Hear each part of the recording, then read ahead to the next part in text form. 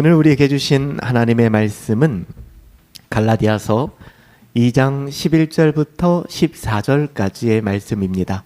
갈라디아서 강의 네 번째 시간인데요. 갈라디아서 2장 11절부터 14절까지의 말씀. 게바가 안디옥에 이르렀을 때 책망받을 일이 있기로 내가 그를 대면하여 책망하였노라. 야고보에게서 온 어떤 이들이 이르기 전에 게바가 이방인과 함께 먹다가 그들이 오매 그가 할례자들을 두려워하여 떠나 물러가매 남은 유대인들도 그와 같이 외식함으로 바나바도 그들의 외식에 유혹되었느니라. 그러므로 나는 그들이 복음의 진리를 따라 바르게 행하지 아니함을 보고 모든 자 앞에서 게바에게 이르되 내가 유대인으로서 이방인을 따르고 유대인답게 살지 아니하면서 어찌하여 억지로 이방인을 유대인답게 살게 하려느냐 하였노라. 아멘. 갈라디아서 2장 11절부터 14절까지의 말씀을 가지고 갈라디아서 강의 네 번째 시간, 복음 앞에서 물러날 수 없는 이유, 복음 앞에서 물러날 수 없는 이유라는 제목으로 하나님의 말씀을 함께 상고합니다. 갈라디아서 2장 전반부에서 사도 바울은 자신이 전한 복음이 독특한 복음, 차별 있는 복음이 아니라 또한 그 출처가 사람이나 세상의 사상, 전통에서 기인한 것이 아니라 하나님께로부터 받은 유일한 은혜의 복음임을 분명히 밝혀왔습니다. 우리가 세 번의 강해를 통해서 이 부분들을 확인했던 것이죠. 그리고 이 복음은 예루살렘의 사도들, 즉 유대인을 대상으로 했던 사도들이 전한 복음과 이방인들에게 전해진 이 복음과는 결이 다를 수가 없다. 하나의 복음이다. 동일한 복음이다. 이 부분을 확고하게 했습니다. 이런 과정이 왜 필요할까? 이런 확인의 과정이 중요한 것은 이것은 단순한 신학적인 합의 이런 정도의 문제가 아니기 때문입니다. 그리스도의 몸된 교회, 그리스도를 머리로 한 교회라면 그 교회는 정말 그리스도를 머리로 하고 있는가? 교회의 교회됨, 교회의 정체성, 더 나아가서 무엇으로 죄인인 우리가 하나님 앞에 설 수 있을까? 죄인인 우리가 어떻게 하나님 앞에 의롭다고 인정을 받을 수 있을까에 대한 구원의 진리를 세우는 일이기 때문에 이것은 신학적인 합의를 이루자, 신학적인 성명서를 내자, 이런 정도의 문제가 아니라는 것이죠. 바울에게 이 문제는 그가 고백했던 것처럼 자신의 생명 따위를 내던져도 아깝지 않은, 나의 생명을 조금도 귀한 것으로 여기지 않을 정도의 가치를 가지고 있는, 그래서 바울은 이 복음의 문제가 앞에 세워지게 되면 급발진하게 됩니다. 바울은 이 복음에 대하여 미쳤기 때문에, 이 복음 아니면 설명될 수 없는 사람이었기 때문에 한치도 양보할 수 없는 중요한 문제가 이 복음의 문제였습니다. 이 복음의 핵심은 분명합니다. 우리는 율법의 행위로 의롭다함을 받는 것이 아니다. 예수 그리스도께서 우리를 대신하여 이루신 온전한 순종, 그 의로움이 우리에게 전가됨으로 말미암아 우리는 여전히 죄인이지만, 아직도 죄인이지만 예수 그리스도의 온전한 순종으로 말미암아 죄사함 받고 의롭다함을 받았다라는 것, 이 복음의 핵심, 너무나도 당연하고 자연스러운 이야기지만 이것이 우리의 삶 속에서, 우리의 삶의 현장에서는 불일치할 때가 너무 많다는 것이죠. 그래서 우리의 의로움은, 우리는 의롭다고 인정을 받았지만 우리의 의로움은 항상 우리 안에서부터 시작된 것이 아니라 우리 밖에서부터 시작된 거예요. 예수님으로부터. 오직 솔루스 크리스투스, 그리스도로부터 우리에게 전가된 것이죠. 이것이 바울이 갈라디아서 전체를 통해 어떤 타협도 용인하지 않고 지키려고 했던 복음의 핵심입니다. 18세기 스코틀랜드에서 일어났던 메로우 논쟁이라고 여러분들하고 몇 번 나눈 적이 있었는데요. 이 메로우 논쟁을 재조명했던 온전한 그리스도인이라는 책이 있습니다. 읽어보신 분들도 계시고 사고 아직 읽지 않으신 분들도 계실 거예요. 저는 이분의 책을 통해서 성령론을 배웠는데 싱글레어 퍼거슨 목사님입니다. 이 싱글레어 퍼거슨이 썼던 온전한 그리스도인은 오늘 사도 바울이 말하고 있는 온전한 복음의 내용들을 그대로 가지고 이야기하고 있습니다. 온전한 그리스도인 이렇게 번역을 했지만 그 원제는 The Whole Christ, 온전한 그리스도라는 원제를 가지고 있는 책이에요. 우리가 그리스도를 머리로 한다면, 그리스도로 말미암은 복음이라면, 그리스도로 말미암아 세워진 교회라면 그 교회는 어떠해야 하는가? 어떤 신앙을 고백해야 되는가? 사도 바울은 오늘 2장에 이어지는 본문을 통하여 이미 옳다고 고백되어지고 있는 이 복음에 대하여 실제로 신자의 삶의 자리, 이제는 삶의 자리를 조명하는 것입니다.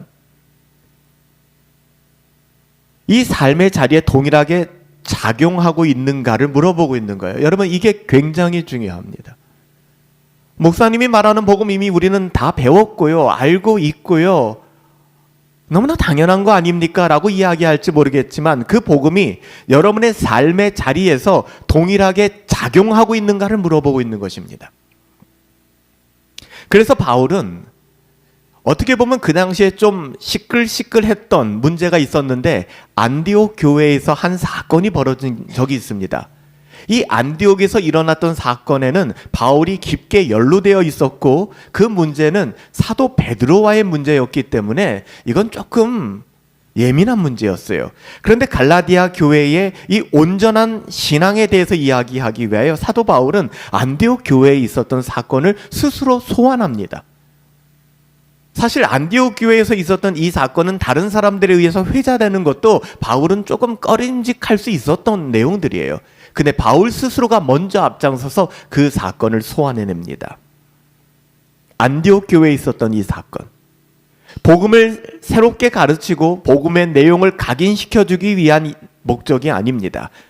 이미 익숙하게 알고 있다라고 말하는 이 복음이 우리들의 삶의 자리에서 우리들의 삶의 일상에서 그대로 순전하게 유지되고 있는가, 하나님을 아는 것과 믿는 것과 행하는 것이 일치되고 있는가를 이야기하기 위하여 바울에게 있어서 복음을 바르게 안다라고 말하는 것은 지식적으로 교리를 정확하게 정리하고 그것을 이야기하고 고백하는 데서 끝나지 않습니다.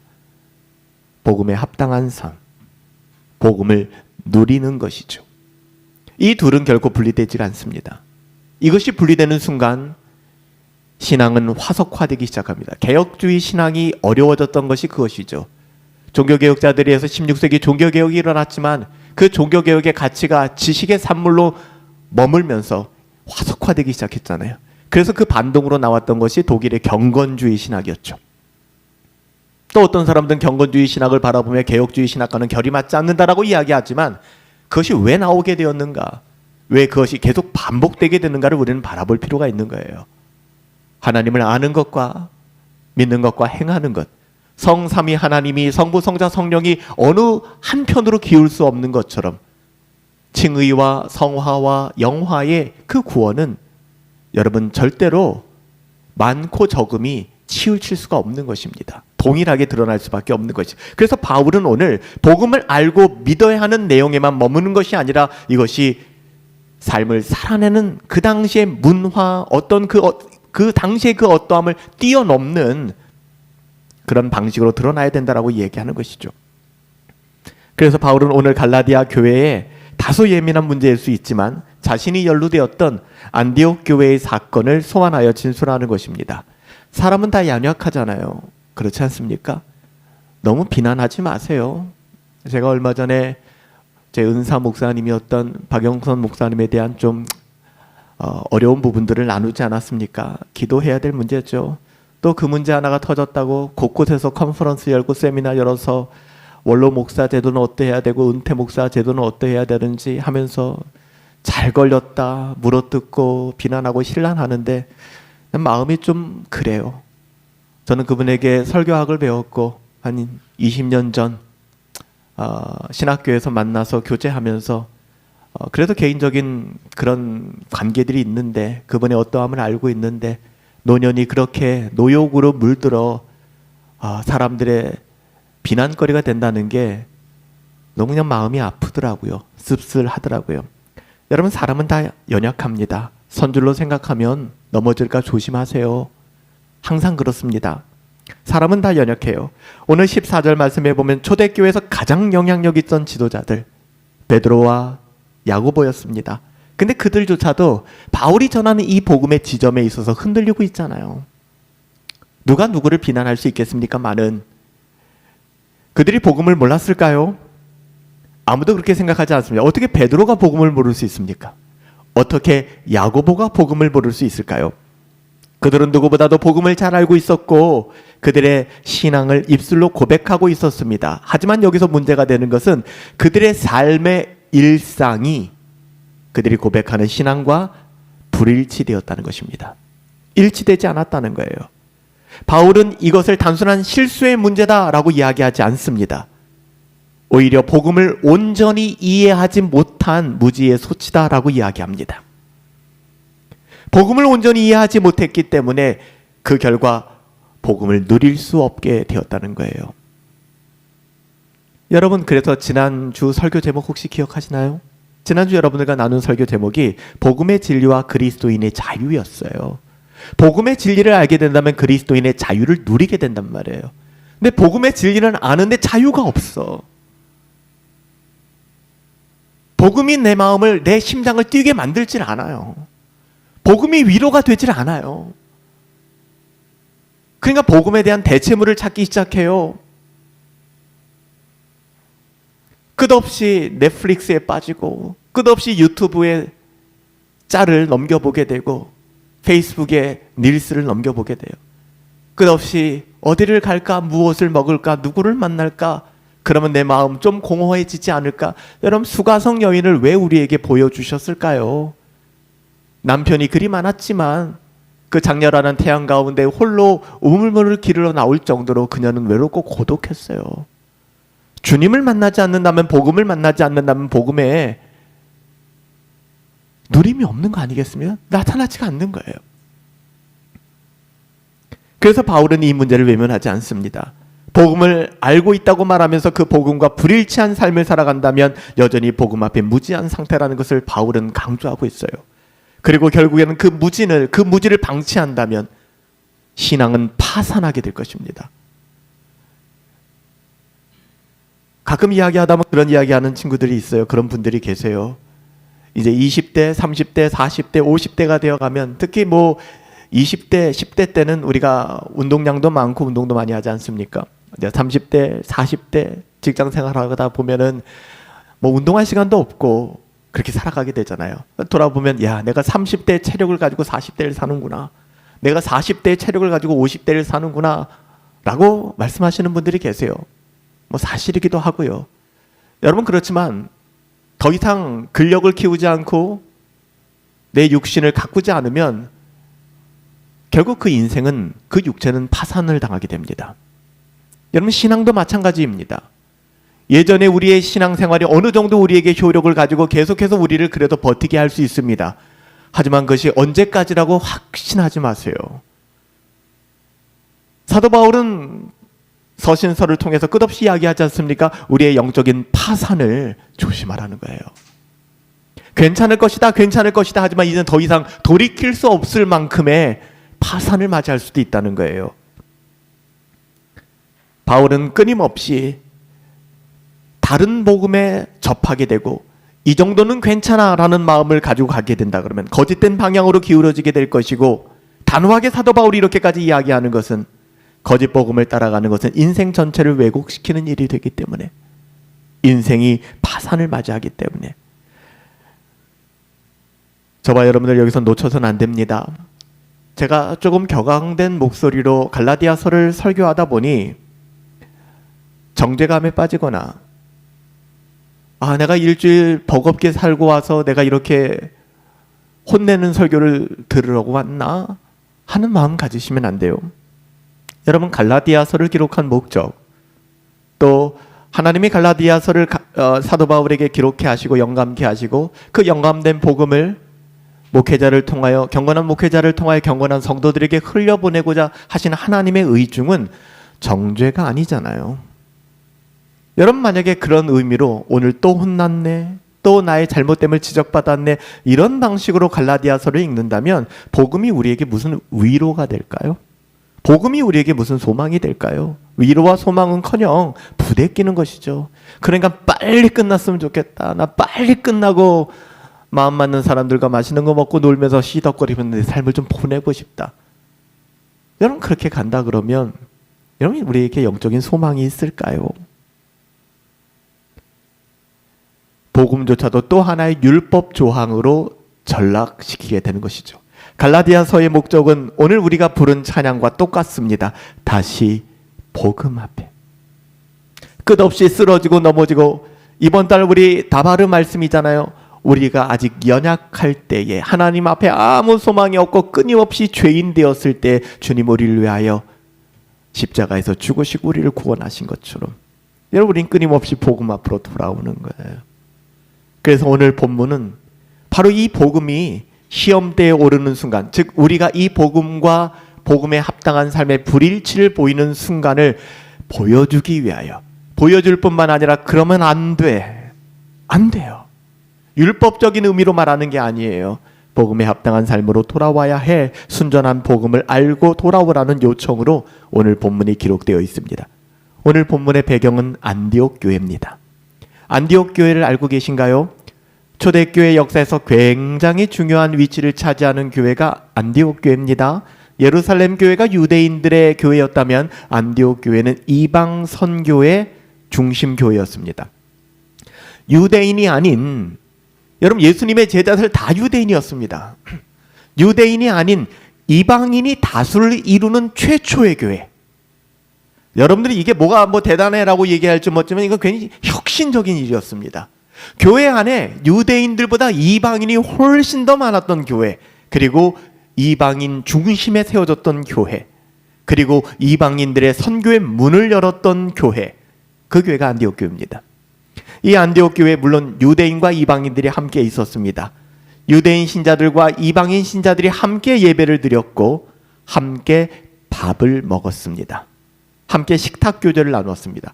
유대인들에게 있어서 문화적인 차이를 설명하는 것입니다. 유대인들이 이방인들과 함께 예배 드리는 것은 가능했습니다. 근데 유대인들이 이 당시까지만 해도 이방인들과 함께 식탁 교제를 나눈다고 하는 것은 머리로는 알고 있지만 가슴이 시키지 않는 일이었어요. 그러니까 불가능한 일이었습니다. 그렇지만 안디옥 교회에서는 그것마저 가능했습니다. 문화적 장벽을 넘어선 것이 아니라 복음이 주는 능력이 나타난 것이죠. 복음은 혈통으로나 육정으로나 사람의 뜻이 아니잖아요. 복음 안에서는 하나 되지 못할 사람이 없습니다. 정말 교회의 교회담을 완벽하게 보여줬던 것이 안디옥 교회였고, 거기에서 바울과 바나바는 말씀을 증언하였고 목회자로, 선교사로 파송받는 그런 교회가 안디옥 교회였습니다. 이신칭의의 복음, 곧 그리스도의 의로 말미암아 유대인과 이방인이 동등하다. 여러분들이 생각할 때는 이게 뭐가 중요해 할지 모르겠지만 굉장히 중요한 문제였어요. 이 당시에 사람에 대한 나눔은 유대인이냐, 유대인 아니면 모두가 이방인이었습니다. 이렇게 여러분, 유대인들의 그 세계관은 유대인 아니면 모두가 이방인, 이런 가치관을 가지고 있었는데, 그리스도의 의로 말미암아 유대인과 이방인이 동일하게 의롭게 되어 됨을 받는다라는 이 복음이 실제로 공동체 안에서 작용된 것은 쉽지 않은 일이었습니다. 한 사건이 있었죠. 베드로가 고넬료를 방문하는 사건. 이 사건으로 말미암아 유대인들도 이방인들, 처음 예루살렘 공의회 때 모여서 논박이 일어났잖아요. 즉 이방인들에게 세례를 베풀어도 되느냐, 이방인들에게 성령 세례가 우리와 동일하게 임할 수 있느냐, 이런 문제들이 교회 안에서 씨름되었잖아요. 그리고 인정받았고요. 유대인들에게 있어서 식탁 교제는 매우 민감한 문제였습니다. 여러분들에게도 있지 않아요? 넘지 못할 선이 있잖아요. 그렇죠. 넘지 못할 선이 있잖아요. 내가 여기까지는 할 수 있는데 그 이상은 난 못해 라는 것들. 그런데 복음은 그것을 가능케 한다는 것입니다. 누구와 함께 먹느냐는 단순한 취향과 예절의 문제가 아니라 그 사람을 하나님 앞에서 같은 언약의 백성으로, 같은 은혜를 입은 자로 인정하느냐의 문제였기 때문에 유대인들은 이게 가슴이 움직이질 못했어요. 이방인들과 밥을 먹는 문제. 그래서 유대인과 이방인이 함께 식탁에 앉아 있다라고 하는 것은 어떤 의미를 가지고 있느냐?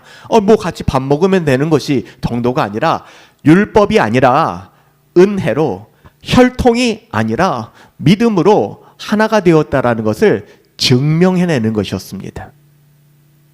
말로가 아니라 그들의 삶으로 증명해내는 것이었어요. 복음의 선언이 눈앞에 형태로, 증거로 보여지는 일이에요. 그것이 안디옥 교회였습니다. 바로 이런 자리에서 문제가 발생합니다. 사도 베드로가 안디옥에 왔습니다. 이방인 신자들과 함께 식사를 하고 있었습니다. 좀 상상이 되시죠? 이미 베드로도 유대인, 뼛속 깊숙이 유대인입니다. 근데 베드로는 이미 고넬료 사건을 통해서 하나님께서 이방인도 차별 없이 받으신다는 사실을 분명히 경험했어요. 율법에서 말씀하신 그 부정한 음식들이 계속해서 눈앞에 내려오는데 베드로가 하나님을 향하여 뭐라고 얘기합니까? 부정한 거 내가 먹지 못하겠다고 얘기합니다. 근데 하나님께서는 내가 내게 부정치 않다는데 내가 왜 먹지 못하겠느냐라고 얘기합니다. 베드로가 율법을 완전히 오해한 것입니다. 하나님이 그런 방식으로 베드로를 인도하신 이유는 베드로에게 이방인이나 유대인이나 차별이 없다라는 이 신칭의의 복음, 오직 믿음으로 말미암아 은혜로 말미암아 구원받는다라는 그 사실을 사도 베드로에게 알려주시기 위한 것이었어요. 베드로가 그 사건 이후에 정확한 타이밍에 부름을 받아 고넬료의 집을 방문하지 않습니까?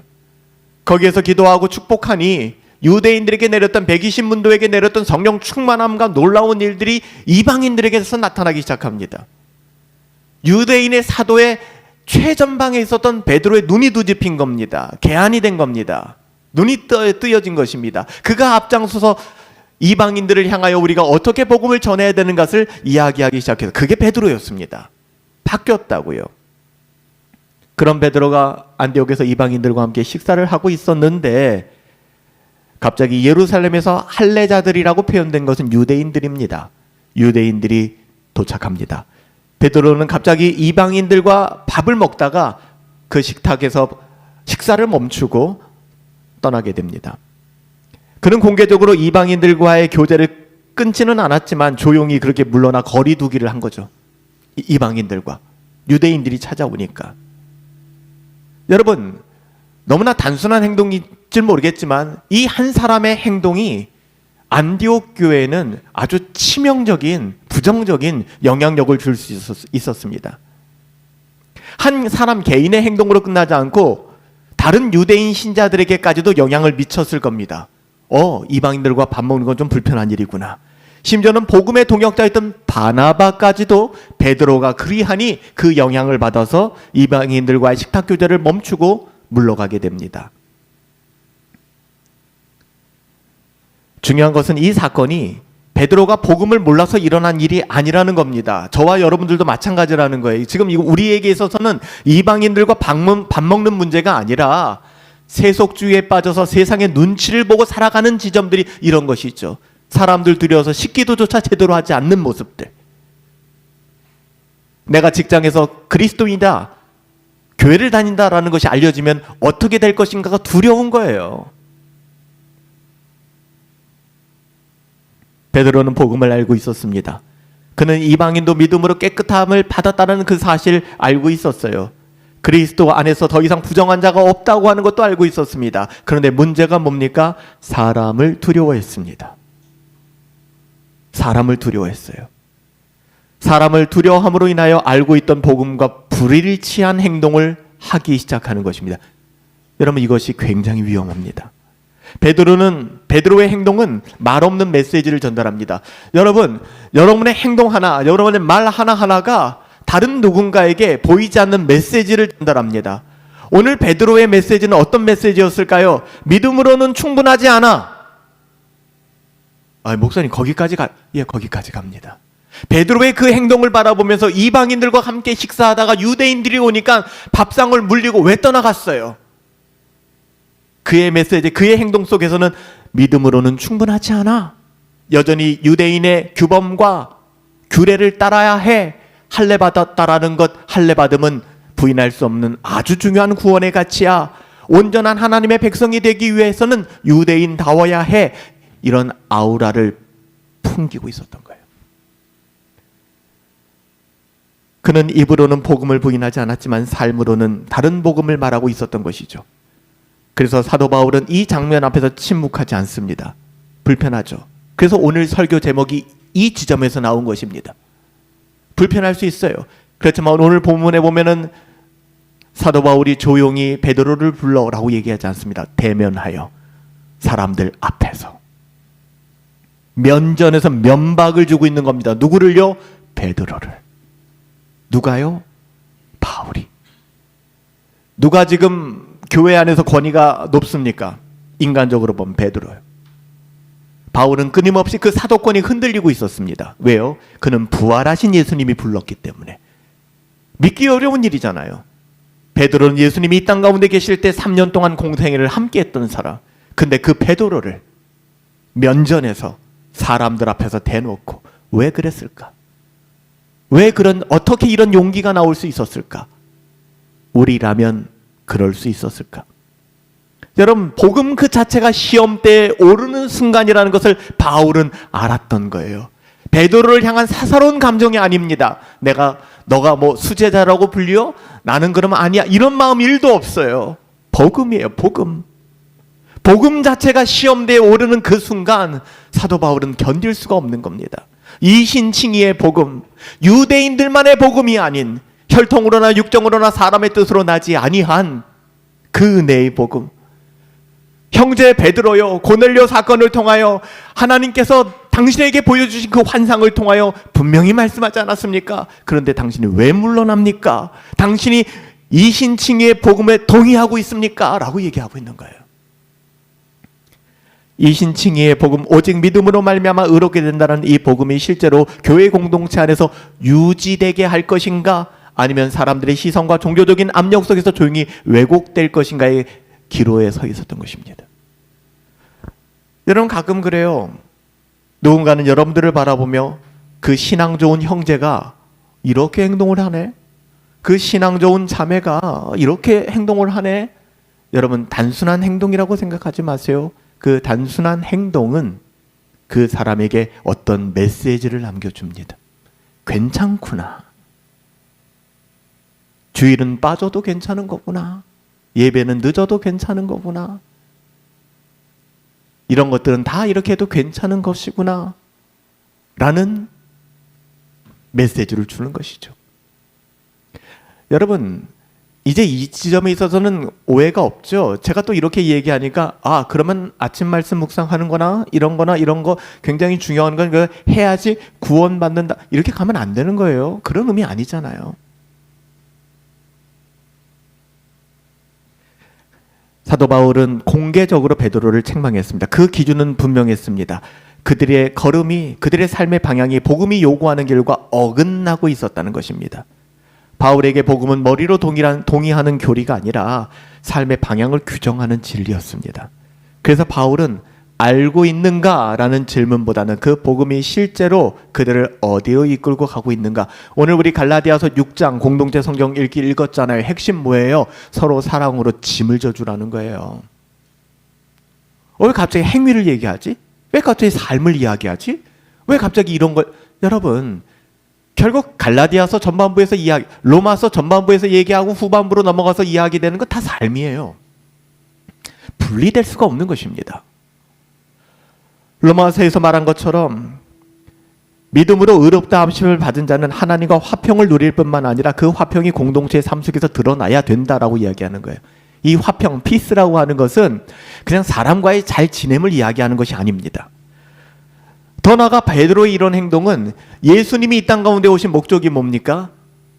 예수님이 이 땅 가운데 오셔서 이미 그 견고한 벽을 다 허물어 버리셨어요. 율법의 요구들, 그 모든 것을 다 허물어 버려요. 더 이상 절기를 지키지 않아도 되고 더 이상 그런 것을 따라가지 않아도 됩니다. 그런데 베드로 스스로가 이미 예수님이 헐어버린 담을 세우는 일을 만드는 거예요. 이 율법주의죠. 사도 바울은 에베소서에서 그리스도께서 원수된 것을, 곧 중간에 막힌 담을 다 허물어 버렸다라고 증언했는데, 그런데 오늘 이 순간 베드로는 이방인들과 함께 식사하다 물러나는 이 행동을 통하여 은혜로 허물어진 그 담을 행위와 두려움으로 다시 쌓는 모습을 보여준 거예요. 여기서 끝나지 않죠. 이것은 엄청난 메시지를 안디옥 교회에 남겼을 것입니다. 베드로는 이것을 수습해야만 하는 거예요. 그래서 교회 안에서는 우리가 한 달에 한 2번이지만 우리 조장님들을 제가 뵙고 또 이야기하고 기난 말씀들도 듣고 나누고 하는 이유가 뭐냐 하면, 조장님들이 하는 한마디 한마디는 굉장히 영향력이 있거든요. 그래서 사사롭게 해서는 안 돼요. 사람을 만날 땐 두려워해야 됩니다. 하나님을 두려워하는 마음으로. 왜냐하면 조장님들이, 그러니까 다른 누가 아니라 조장님들이 그 정도는 괜찮아, 그럴 수 있지라는 그 한마디 말이 어떤 파급력이 있을까를 생각해야 되는 거예요. 가장 안 좋은 케이스는 뭐냐? 목사님은 안 된다고 하는데 조장들은 된다고 하네? 나 우리 조장님 너무 좋아. 이렇게 하면 교회 망하는 거예요. 끝나는 겁니다. 오히려 더 강력하게 교회 안에서는 한 목소리가 나가야 되는 것이고, 그 목소리는 그리스도의 은혜의 복음이 배어져 있어야 되는 거예요. 그래서 오늘 안디옥 사건은 우리에게 묻습니다. 우리는 복음을 말로만 고백하면서 일상 속으로는 다른 복음을 말하고 있지 않은가? 말은 잘하잖아요, 말은. 그런데 우리의 삶 속에서 복음의 가치가 희석되거나 변질되는 경우들이 있잖아요. 그 이유는 간단해요. 좀 더 안전하기 위하여, 내 마음이 좀 상하지 않기 위하여, 조금 더 불편해지지 않기 위하여. 왜? 복음에 합당한 삶을 자꾸 이야기하면 불편해지니까. 행위와 두려움, 이런 것들이 우리를 깊고 어렵게 만드는 것이죠. 그래서 복음으로부터 조용히 후퇴해서 퇴보하는 경향이 있지는 않은지. 여러분, 우리는 그걸 좀 돌아봐요. 우리가 베드로는 아니잖아요. 야고보도 아니잖아요. 그런데 우리는 우리만의 이 복음을, 갈라디아서 이 말씀을 우리 삶의 자리에서 해석해내야 되지 않겠습니까? 이 사건은 단지 과거의 이야기가 아닙니다. 오늘도 교회의 성도들의 삶, 저와 여러분들의 삶 속에 끊임없이 반복되어지는 시험대입니다. 그 시험을 때로는 통과 못할 때가 있고 때로는 통과할 때도 있지만, 다시 복음 앞에, 다시 복음 앞에, 다시 돌아와서는 이 작업은 멈춰서는 끝없이 경건을 추구하는 것. 여러분, 다시 한번 좀 더 깊게, 오늘 베드로가 이런 행동을 하게 된 원인과 이유, 오늘 본문은 베드로의 행동을 매우 분명하게 보여주잖아요. 그는 이방인 신자들과 함께 식사를 하고 있었습니다. 이것은 우연한 선택이나 일시적인 실험이 아니었습니다. 복음을 따라 형성된 이미 안디옥 교회의 익숙한 삶의 방식이었습니다.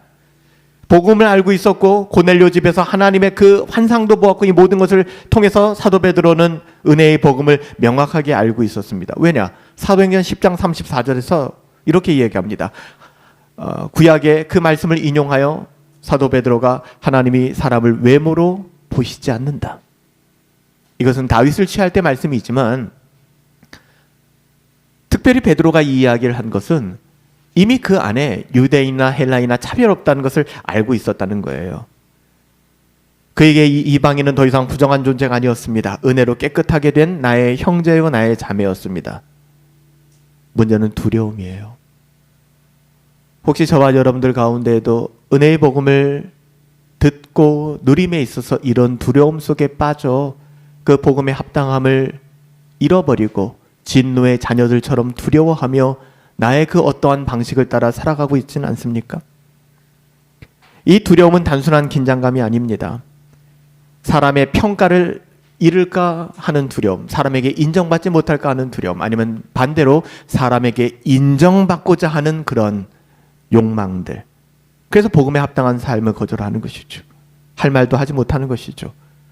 공동체 안에서의 위치와 신뢰를 잃어버릴까 하는 그 마음들, 갈등을 피하고 싶은 두려움, 굳이 교회까지 와서 내가 갈등을 일으킬 필요 있을까? 여러분, 이 순간에 베드로는 아쉽게도 하나님을 의식하기보다는 사람의 시선을 크게 의식했습니다. 사도 바울은 이런 베드로의 행동을 외식이다라고 얘기했습니다. 외식이다. 외식은 무지에서 나오는 죄가 아닙니다. 외식은 알면서도 다른 모습으로 살아가는 게 외식입니다. 입으로는 복음을 고백하지만 심지어는 그 복음을 잘 알고 있지만 그럼에도 불구하고 베드로는 이방 신자들이 자신과 동일하게 그리스도의 의를 힘입어 의롭다됨을 알고 있었음에도 불구하고 정작 사람들의 눈앞에선 그 진리의 행동을 저버렸어요. 우리 또한 우린 연약해서 그래요 라는 변명으로 그렇게 복음을 희석시키며 살아가고 있지는 않은지, 알고 있어요 라는 것으로 마치 우리의 신앙을 정당화하고 있지는 않은지. 여러분, 사람을 두려워하는 순간, 여러분 자신을 포함하여, 나 자신을 포함하여 사람을 두려워하는 순간 복음은 입술에만 머물게 됩니다. 나의 삶에 그 어떤 영향이 없겠지잖아요. 신앙은 여전히 고백되어지지만 그 고백을 떠받치는 삶의 방향이 흔들리는 것이죠. 그래서 외식은 늘 은밀하게 시작되지만 복음의 힘을 가장 직접적으로 약화시키는 죄. 오늘 공동체 성경 읽기에서 다윗이 그랬던 것처럼 아기스 왕 앞에 가서 침을 흘리며 살겠다라고 미친 척하잖아요. 그 하나님 되심을 몰랐을까요? 골리앗을 넘어뜨린 사람인데. 여러분, 다윗이 그런 사람입니까? 그런데 아기스 왕 앞에서 그 죽음의 두려움 앞에서 오히려 이방 사람들이 다윗을 칭찬하는 것이잖아요. 사울은 천천히요, 다윗은 만만이라 하던 사람이 저 사람이야 라고 하니까 두려운 거예요. 나 이제 죽었구나. 내 정체를 아니 나는 죽었구나. 여러분, 하나님을 아는 지식이 있음에도 불구하고 우리는 끝없이 넘어질 수밖에 없는 거예요.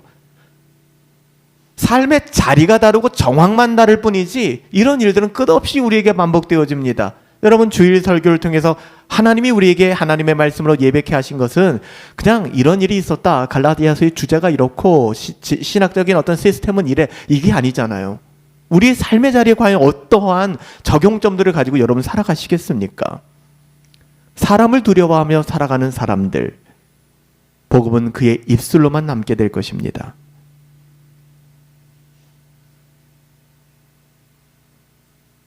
베드로의 실패는 복음을 몰라서가 아니에요. 복음을 삶의 최종 기준으로 끝까지 붙들지 못했기 때문입니다. 두려웠기 때문에. 아까도 말씀드렸죠. 베드로의 이런 행동은 개인적인 실수로 끝나지 않아요.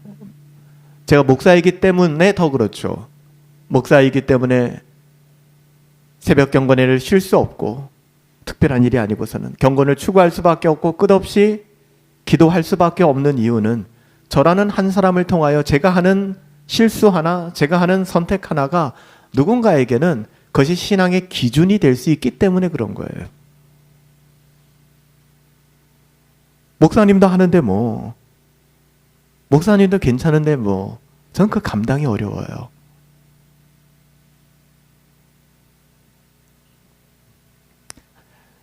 경제학적인 용어지만 많이 제가 예로 말씀드렸던 것처럼 악화가 양화를 구축한다는 것. 요즘 주식시장 같은 데서도 어떤 한 주식이 유망한 주식이었다 할지라도 악화가 개입되어지면, 좋지 않은 악화가 개입되어지면 여러분 아무리 좋은 비전이 있고 아무리 좋은 그 멘탈이 있어도 그 주식이 한데 확 꺾여버리는 거예요. 왜요? 악화가 양화를 구축한다는 게 그 뜻입니다. 여러분, 우리가 구축함이라는 말 많이 들어보셨잖아요. 뭐 다 아시는 내용이죠. 구축함. 항공모함은 이 모선은 기동성이 없잖아요. 기동성이. 근데 거기에 엄청난 자산이 다 들어가 있지 않습니까? 전투기부터 시작해서 엄청난 화력이 다 들어가 있는데 기동성이 없어서 적의 타겟이 되면은 모함은 금방 붕괴돼 버립니다. 그래서 항공모함 옆으로 구축함들이 있는 거예요. 구축함들이.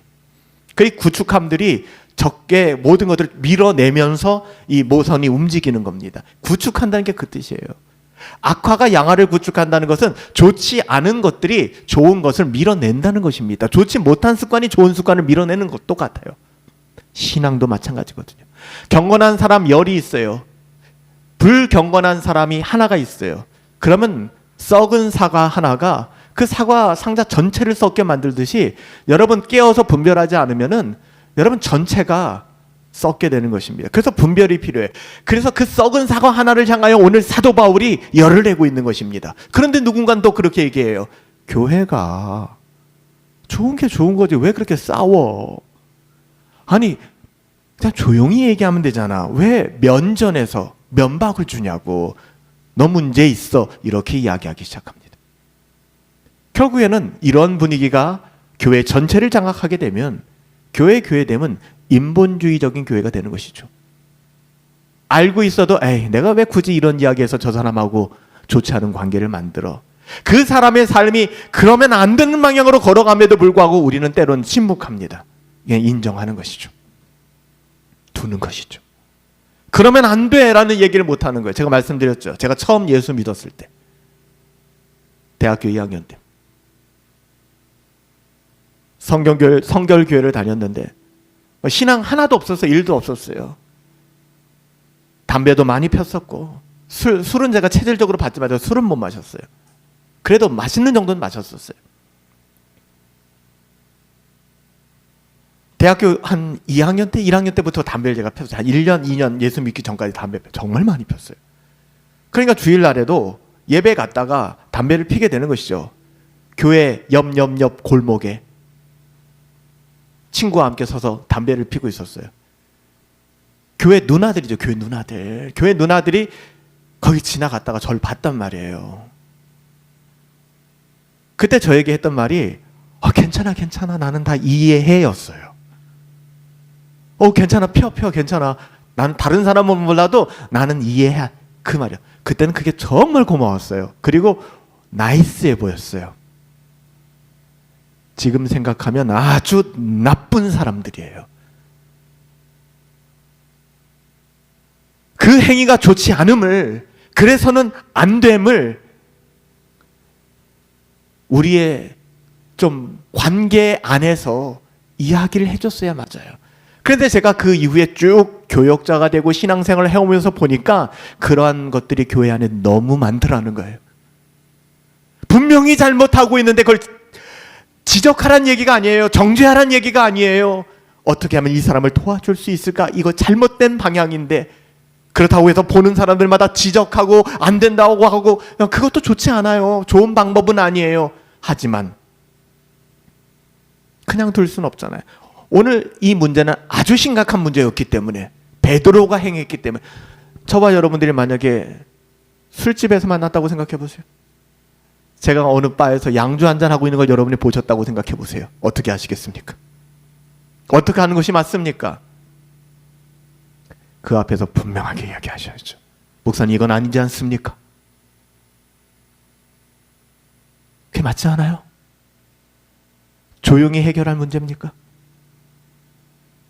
말도 안 되는 일이잖아요.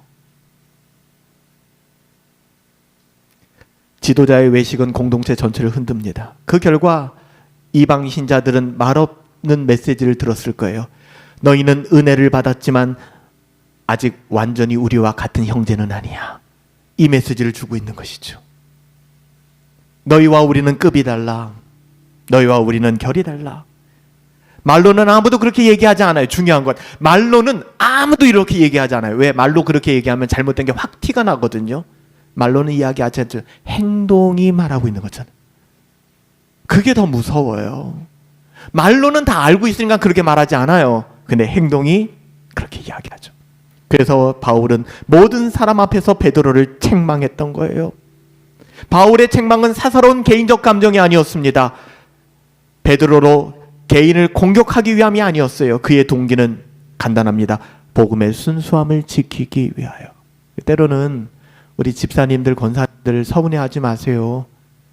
청지기 모임하고 그럴 때 목사가 가끔 여러분들에게 여러분이 경건을 추구하지 않음, 여러분들의 어떤 태도나 삶의 어떤 방식에 대해서 목사가 뭔가를 이야기할 때 목사님 그냥 우리 좀 위로해주고 우리 격려해주면 좋지 않아요? 라는 마음을 가지실 수 있어요. 물론 제가 격려도 하고 위로도 하잖아요. 하지만 그렇게 하는 이유는 교회는 직분을 통하여 하나님이 교회를 세워가시기 때문에 그래요. 집사의 집사됨이 무너지면 교회는 무너집니다. 권사의 권사됨이, 장로의 장로됨이 무너지면 교회는 무너지게 되어 있어요. 그래서 집사가 집사답지 못할 때, 권사가 권사답지 못할 때, 목사가 목사답지 못할 때 누군가는 그것을 제동시켜줘야 되는 것입니다. 오늘 바울이 그 역할을 이야기하고 복음의 진리를 지키기 위하여 이 책망은 누구와 식사를 하느냐의 문제가 아닙니다. 누누이 말씀드리냐. 그렇게 미시적으로 보지 마세요. 거저 주시는 은혜의 복음이 흔들리는 것을 막기 위하여. 왜 자꾸 이방인과 식사를 해야 되는가, 하지 말아야 되는가, 이거는 돼요, 되지 않아요, 왜 이런 걸 자꾸 물어봐요. 그게 본질이 아니라니까요. 그런 문제로 눈을 돌려서는 안 됩니다. 중요한 것은 복음의 훼손을 막는 것이고 순수한 복음을 지켜내는 것입니다. 만약 이 문제가 그냥 지나갔다면 교회는 하나의 복음이 아닌 다른 복음의 공동체가 되었을 거예요. 제가 속상했던 게 있는데 우리 교회에서 후원하는 선교사님이 이제 선교의 방향이 좀 바뀌어서 다른 사역들을 하시게 되었거든요. 얼마 전에 그 일 때문에 이제 한국에 나와서 잠시 교제를 하게 되었는데 그분이 이제 사역을 위해서 이제 여러 선교 단체들이 모여서 하는 총회에 참석하게 되었노라. 그리고 그곳에서 여러 가지 또 발제도 하고 나누게 되었다라고 이야기를 하더라고요. 근데 그 곳에서 가지고 있는 그 선교 총회에서 가지고 있는 가치가 도저히 동의할 수 없는 가치가 너무 많아요. 물론 선교사님들은 조금 더 자유로운 분위기 속에서 사역을 하실 수밖에 없는 그런 영역들은 있지만 제가 좀 부탁을 드렸어요. 그곳에는 참여하지 않았으면 좋겠습니다.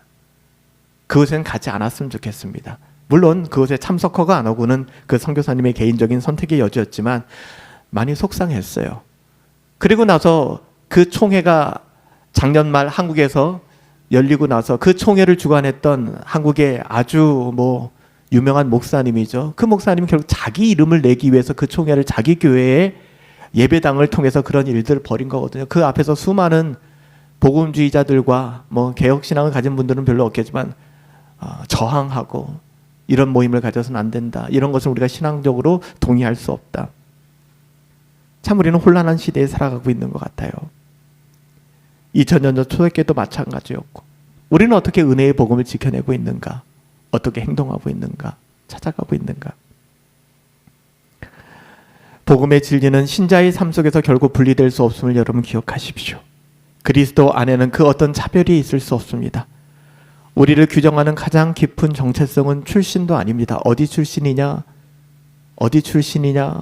중요하잖아요. 그래서 우리 합신도 많이 변질됐지만 우리 합신이 처음 세워질 때 총신에서 나왔잖아요. 합동층에서 나오지 않았습니까? 근데 우리는 그것을 분리됐다라고 얘기하지 않아요. 우리들이 얘기입니다. 분리됐다고 얘기하지 않습니다.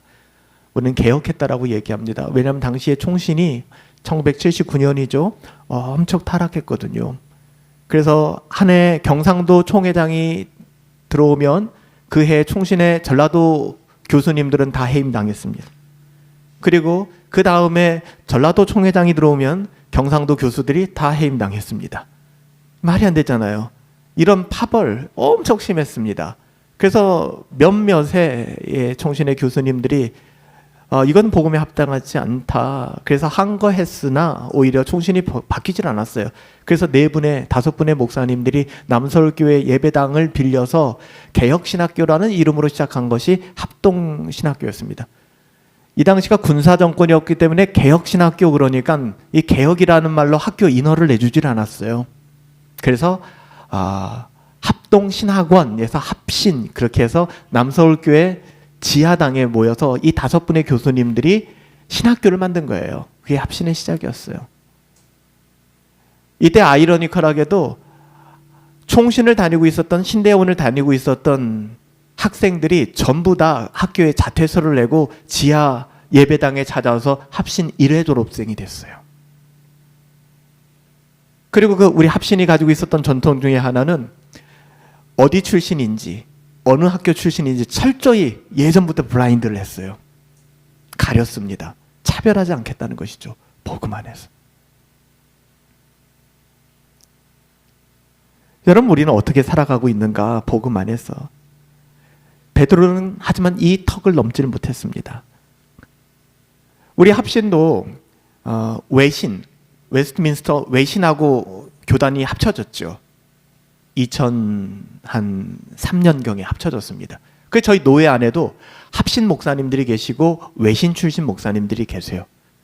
근데 참 합신이 참 좋았던 것은 합신은 그렇게 하나가 되고 합신이라는 이름으로 교단이 합쳐진 다음에 첫 번째 총회장을 외신측 목사님을 세워드렸어요. 의도적으로. 그리고 저희는 노회 때 만나도 우리 수양회 때 오셨던 장한 목사님도 외신 출신이에요. 저희 합신 출신은 아니에요. 만났을 때 다른 교단에서 말하는 것처럼 너 총신 몇 기야? 너 합신 몇 기야? 이게 없어요. 없어도 너무 없어서 문제야, 우리 교단은. 선후배도 없어요, 그냥.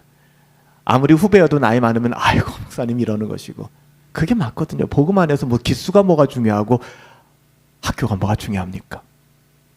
근데 사도라는 이 베드로는 유대인의 벽을 넘지 못했다는 거예요. 외식함으로 말미암아 교회를 불량케 만들었다는 것이죠. 복음은 우리가 무엇을 지식적으로 알고 있는가의 문제가 아닙니다. 더더욱 이것을 믿음이라고 착각해서도 안 됩니다. 복음에 합당한 삶, 은혜의 복음을 선명하게 드러내는 삶을 살아가십시오. 오늘 하나님께서 우리에게 묻고 계십니다. 너는 복음의 진리를 알고 있느냐? 여러분 답하셔야 돼요. 지난주 설교를 통하여 너는 그 복음으로 말미암아 참된 자유, 억압된 것이 아니라 의무와 규정이 아니라 참된 자유를 누리고 있느냐? 또한 복음에 합당하게 살아가고 있느냐? 그러니까 복음에 합당하게 살아가야 구원받는다는 얘기 아닌 거 이제는 제가 설명 안 드려도 알죠? 오해하지 마세요. 그런 거 아니니까. 테텔레스타이, 내가 다 지불했다. 그 은혜를 의지하고 있느냐? 그 은혜가 내 안에서 작동하고 있느냐? 내가 1만 달란트 탕감 받았는데 그 몇십 데나리온에 뛰쳐나가 멱살잡이를 하고 있지는 않느냐? 그럼 내 안에 은혜가 있느냐? 물어보고 있는 거예요. 은혜의 복음이 우리의 말만이 아니라 우리의 어느 식탁과 어떤 관계 속에서도 모든 선택과 결정 속에서도 왜곡되거나 변질되지 않는 복음의 순전한 마음이 선명하게 드러나기를. 그래서 우리가 그 복음 앞에서 오늘 말씀에서 사도 바울이 보여준 모습처럼 한치도 타협하지 않는 복음 앞에 물러날 수 없는 이유. 여러분 그 이유를 회복하십시오. 그리고 그 이유를 붙드시고 살아가십시오. 그때 여러분 우리의 신앙이 조금 더 안전해질 것이고 조금 더 경건을 추구하는 삶이 되어질 거예요. 우리 이 시간에 함께 기도합시다. 여러분들에게 갈라디아서 말씀을 통하여 우리 다시 한번 돌아보는 것은